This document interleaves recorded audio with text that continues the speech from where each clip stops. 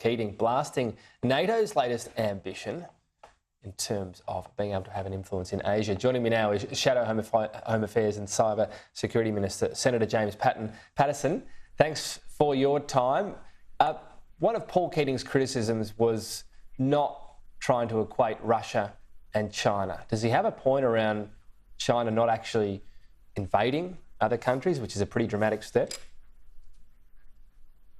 It's very charitable of you, Tom, to try and pick through what was an unhinged statement with a range of absurd and false claims and try and find a kernel of legitimacy or merit to it. I think it is long past time we should consider Paul Keating a serious contributor on national security and foreign policy. He has clearly unmoored from reality, and this attack on NATO and our allies like Japan, while the Prime Minister was in the air on the VIP on the way to Vilnius in Lithuania, is another sad reflection on what Mr Keating has become post his Prime Ministership. And really it demands a proper and substantive response from the Prime Minister, because he has previously said that Paul Keating is always worth listening to. And so I'd like to know whether the Prime Minister thinks he's worth listening to when it comes to this extraordinary attack on NATO, our European and Indo-Pacific partners. Look, we, the media, the Fourth Estate, publish these comments, so you might call me a hypocrite, but I'll have a go at this anyway. Do you risk elevating Paul Keating? If you think he's no longer an authority on this, why each time he comments say the Prime Minister needs to, denounce this comment? He's on the international stage. He doesn't want that to be the story. He doesn't want, the other leaders there to say, what's this Paul Keating bloke? So wouldn't it make sense for him to give it a sort of dismissive non-comment rather than elevate the story? It would be nice if we could just ignore Paul Keating, but he's not just a former Prime Minister, he's a Labor legend. And in fact, I believe Bill Shorten said today he remains a Labor legend. One wonders what he would have to do to lose that status. But because of that status that he has within the Labor Party, it demands a substantive response. And previously, when he'd made comments like this, they have been glibly dismissed by the Prime Minister.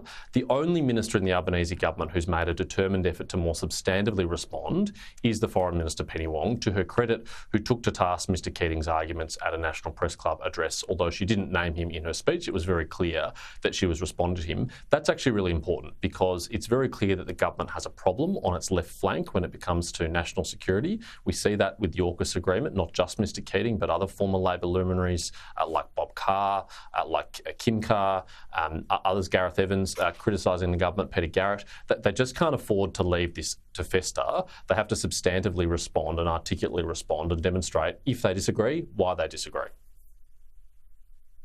We've got this billion-dollar defence export deal that's been signed with Germany. There has been some criticism from analyst Michael Shoebridge that state-of-the-art stuff's going to Germany. Yes, they're paying for it, but perhaps not so state-of-the-art gear going to Ukraine.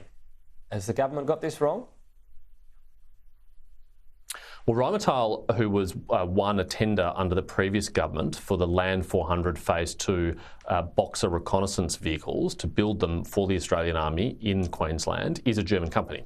And Germany has since placed an order from Rheinmetall, Queensland, to build some of those vehicles and send them back for Germany. And that's a great thing for Australia, because that is an export earner for Australia and it is a commercial deal. And I welcome that being secured under this government's watch. Michael Shoebridge is right, though, that it is of concern that the anemic package outlined just a couple of weeks ago by the Albanese government for Ukraine really was embarrassing and not befitting Australia as a regional power with global interests. And so it's very important on the Prime Minister's trip to Vilnius that he announces a new package of support for Ukraine and actually engages with the requests that the Ukrainians have made of us, the Hawkeyes, the Bushmasters and the Abrams, or anything else that we can provide that makes a difference to their just fight. We might know soon enough. We'll talk to you after that, because, as you say, we're sort of both a little bit blind as to what that announcement might be. You've raised concerns about countries having extraditions in place with Beijing. This is in the wake of Beijing issuing these arrest warrants for pro-democracy figures who were once in Hong Kong. Are there any nations in particular you're concerned about would actually act on this, that they would send citizens to China?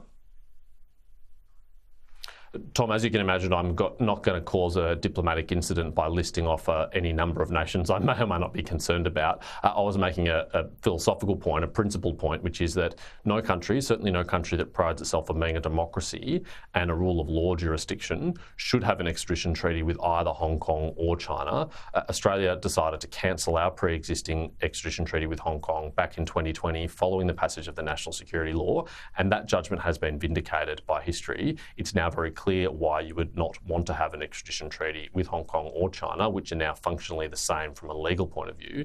And so I really do encourage any countries in the world who continue to have those agreements, in light of these warrants and bounties on the heads of 8 Hong Kong exiles, including an Australian citizen, among others, that they reconsider those and suspend them. All right, I wanted to end with you on the Robodebt Royal Commission. A lot of things to go through here, but I'll just ask a broad question. Your leader, Peter Dutton, has repeatedly called the Royal Commission a witch hunt.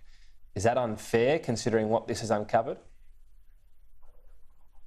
Well, what Peter Dutton has said in the last few days is he's apologised for Robodebt happening on our watch in government and accepted responsibility for that, and rightly pointed out that when these issues became clear, when they were brought to the attention of the government, that it was stopped as it should have been, but also recognised that it shouldn't have happened in the first place. And we will very seriously consider the recommendations made by the Royal Commission and any legislative change that the government wants to bring forward to ensure this doesn't happen again, because it was a very unfortunate event and it shouldn't occur again.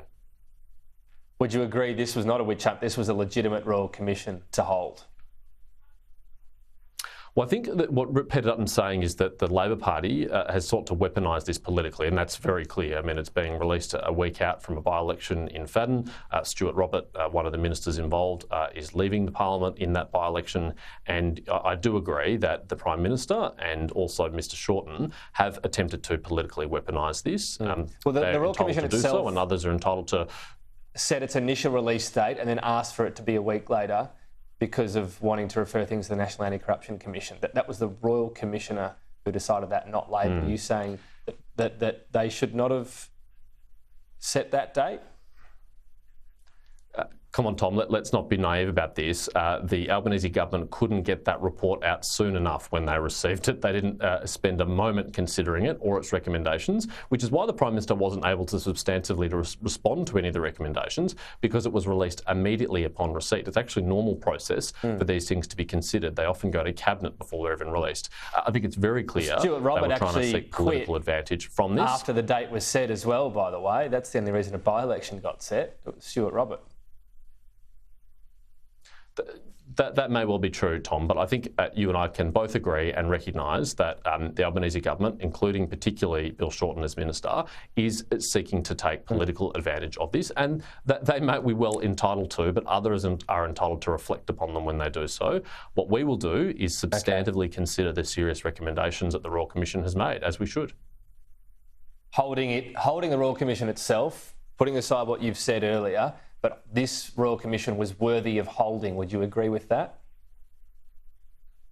Well, no one has suggested, Tom, that it shouldn't have been held. I think it is important that we got to the bottom of this. I think there are very real lessons, both for the political class but also for the bureaucracy. One of the troubling things that this has identified is the way in which the bureaucracy did not provide free and frank advice to the government about the legal status of the scheme.